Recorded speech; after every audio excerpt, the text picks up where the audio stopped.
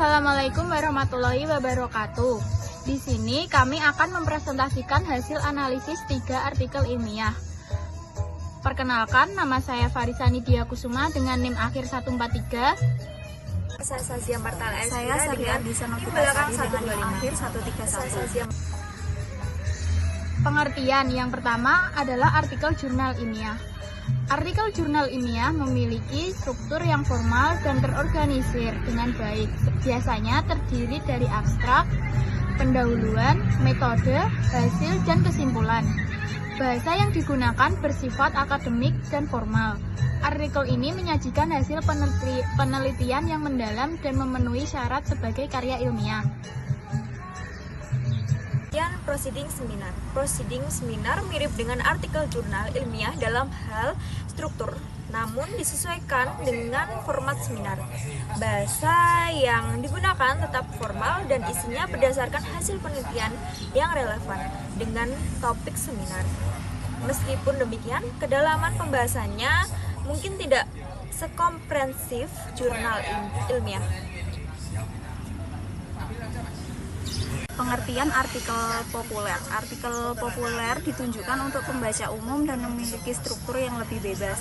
Bahasa yang digunakan ringan dan mudah dipahami. Isinya seringkali berdasarkan opini atau pengalaman pribadi penulis, tanpa menggunakan metode penelitian yang ketat. Oleh karena itu, artikel populer tidak memenuhi syarat berbagai karya ilmiah. Selanjutnya ada daftar artikel. Yang pertama ada proceeding seminar dengan judul Pendidikan Pancasila bagi Generasi Milenial. Lalu yang kedua ada artikel karya ilmiah dengan judul Pembelajaran Bahasa Indonesia di Sekolah Dasar. Lalu yang ketiga ada artikel populer dengan judul Pentingnya Pendidikan dalam Pembangunan Masyarakat yang Berkualitas. Perbedaan secara sistematika. Yang pertama dengan judul Pembelajaran Bahasa Indonesia di Sekolah Dasar.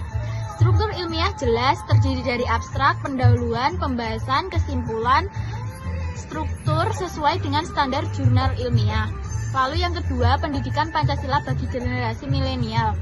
Struktur sesuai karya ilmiah, konseptual, tidak eksplisit, metode atau hasil kuantitatif. Lalu yang ketiga, pentingnya pendidikan dalam pembangunan masyarakat yang berkualitas. Struktur naratif, populer, tidak formal ilmiah. Selanjutnya secara bahasa, yang pertama bahasa formal dan akademik, tidak ada kesalahan signifikan. Lalu yang kedua bahasa formal, akademik, istilah teknis dijelaskan dengan baik, tidak ada kesalahan besar. Lalu yang ketiga bahasa komunikatif dan persuasif, beberapa kalimat panjang. Selanjutnya, isi dan kelayakan. Yang pertama, fokus pada peningkatan kemampuan bahasa Indonesia siswa SD, teori relevan, hasil mendukung pentingnya pembelajaran layak sebagai karya ilmiah. Lalu yang kedua, membahas tantangan generasi milenial menggunakan konsep pendidikan Pancasila, memberikan rekomendasi pentingnya integrasi Pancasila di kurikulum. Lalu yang ketiga, menyoroti pentingnya pendidikan, tidak ada data empiris, argumen logis layak untuk artikel ilmiah populer. Kesimpulan, 3 artikel yang dianalisis menunjukkan perbedaan dalam sistematika, bahasa, dan kelayakan. 2 artikel memenuhi standar ilmiah akademik, sedangkan 1 artikel bersifat ilmiah populer. Secara umum, karya ilmiah yang baik harus memiliki struktur jelas, bahasa formal, dan isi yang relevan serta berbasis teori. Judul artikel yang pertama ada Pembelajaran Bahasa Indonesia di Sekolah Dasar. Permasalahan jelas peningkatan kemampuan bahasa siswa SD. Teori ada pendekatan teoris pembelajaran bahasa. Metodenya ada pendekatan teoris.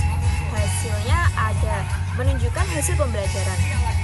Memenuhi syarat karya ilmiahnya iya penjelasan struktur bahasa, teori, metode, dan hasil sudah sesuai standar karya ilmiah.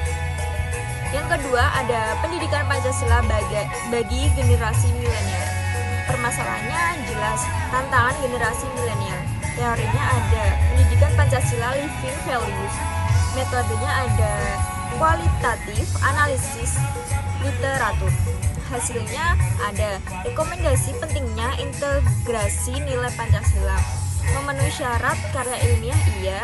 Penjelasan artikel artikel bersifat konseptual tetapi tetap memenuhi kriteria ilmiah.